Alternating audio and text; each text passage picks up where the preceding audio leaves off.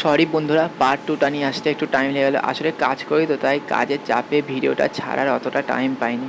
আর একটা ছোট্ট রিকোয়েস্ট আছে তোমাদের কাছে, আমি এই চ্যানেলটা সবে চালু করেছি, যদি পারো একটু সাবস্ক্রাইব করে নিও, তাহলে আমার অনেকটা হেল্প হয়ে যাবে। চলো এবার চালু করা যাক। দেখতে দেখতে আমরা ইস্কন মন্দিরের ভিতরে চলে আসলাম। আর মন্দিরের ওপরটা দেখতে যেন পুরীর জগন্নাথ দেবের মন্দিরের মতন। আর তোমরা যদি কেউ পুজো দেবে বলে ভেবে আসো, তাহলে এই জায়গাটা যে দোকানগুলো দেখতে পাচ্ছ, এখানে পুজোর জিনিসও পেয়ে যাবে। আর এই দিকটা যে দেখতে পাচ্ছ, এই দিকটা বাইক রাখার জন্য জায়গা করা আছে। আর যেখানটা গাড়ি রেখেছি তার পাশে একটা খুব সুন্দর পার্ক আছে। বৃষ্টি হচ্ছিল বলে ঠিক অতটা ভালো লাগছে না, কিন্তু ভেতরটা ফুল গাছ অনেক আছে, আর একটা বড় দোলনাও আছে। ভিতরে জল জমে ছিল বলে আমি আর বেশি দূরে গেলাম না। আমি আসছি না বলে সুদীপ্তাও আর মন্দিরের ওপরে ওঠেনি, বলছে যে একসঙ্গেই ওপরে উঠবো।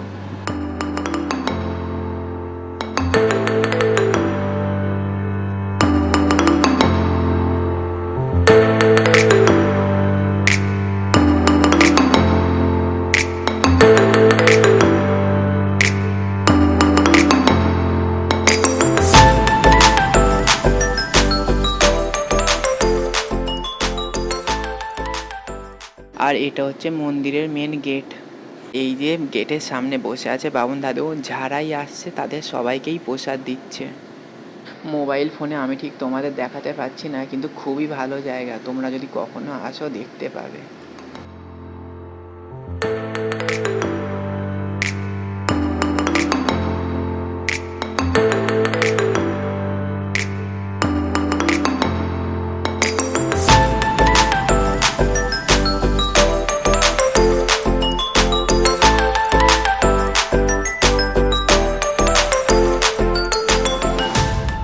এখানে দেখো অনেক ভক্তরা বসে রাধা কৃষ্ণের নাম করছে।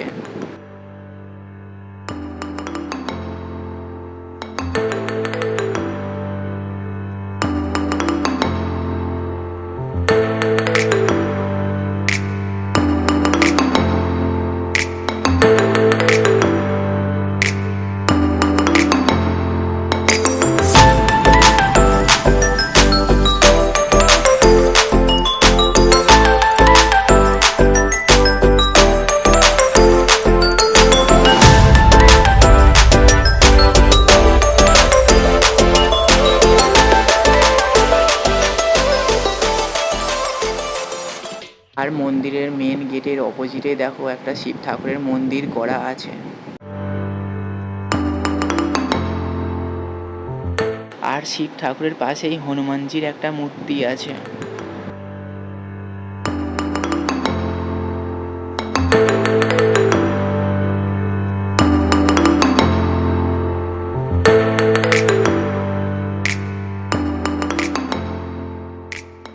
আর এইটা হচ্ছে আমি আর আমার স্ত্রী সুদীপ্তা।